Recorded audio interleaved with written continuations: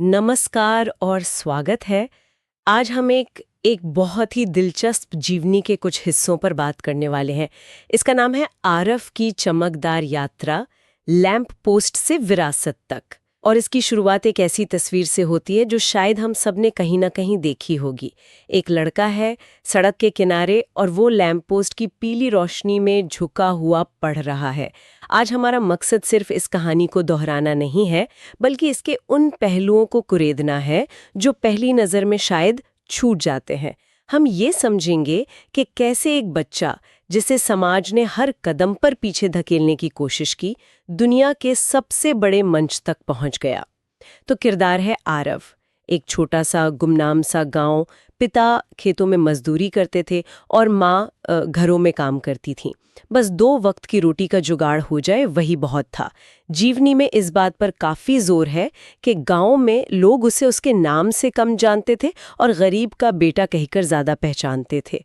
और जैसा मैंने कहा, घर में बिजली थी नहीं तो पढ़ने की एक ही जगह थी, सड़क का वो लैंप पोस्ट। और यहीं से ये कहानी मतलब दिलचस्प हो जाती है। देखिए, इसे सिर्फ एक और रैग्स टू रिचेस या गरीबी से अमीरी वाली कहानी समझना इसकी गहराई को कम करना होगा।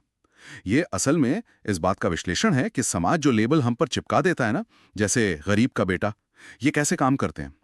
ये लेबल एक पिंजरा भी हो सकते हैं जो आपको कैद कर लें, और कभी-कभी यही लेबल आपको उस पिंजरे को तोड़ने के लिए इतनी जिद और ऊर्जा दे देते हैं जिसकी आप कल्पना भी नहीं कर सकते।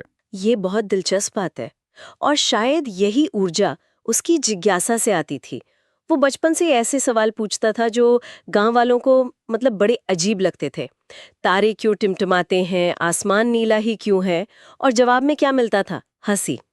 जीवनी में एक घटना का जिक्र है कि स्कूल के बच्चे उसे चिढ़ाते थे, पहले पैरों में पहनने के लिए जूते तो खरीद ले, फिर वैज्ञानिक बनना।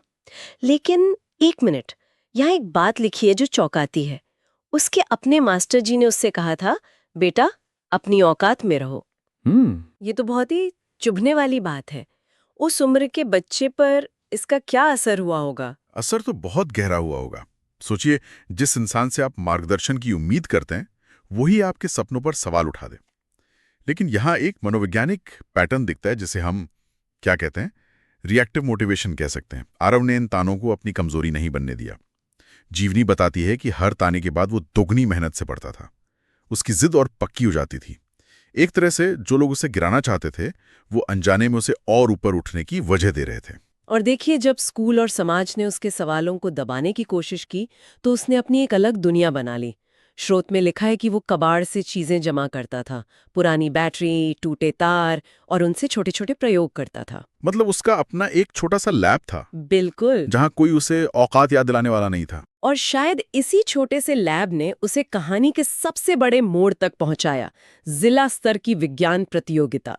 वहां बाकी बच्चे बड़े बड़े चमकीले मॉडल लेकर आए थे और आरव पहुंचा अपना कबाड़ से बना एक छोटा सा भद्दा सा दिखने वाला मॉडल लेकर। हाँ, तो जाहिर है स्रोत बता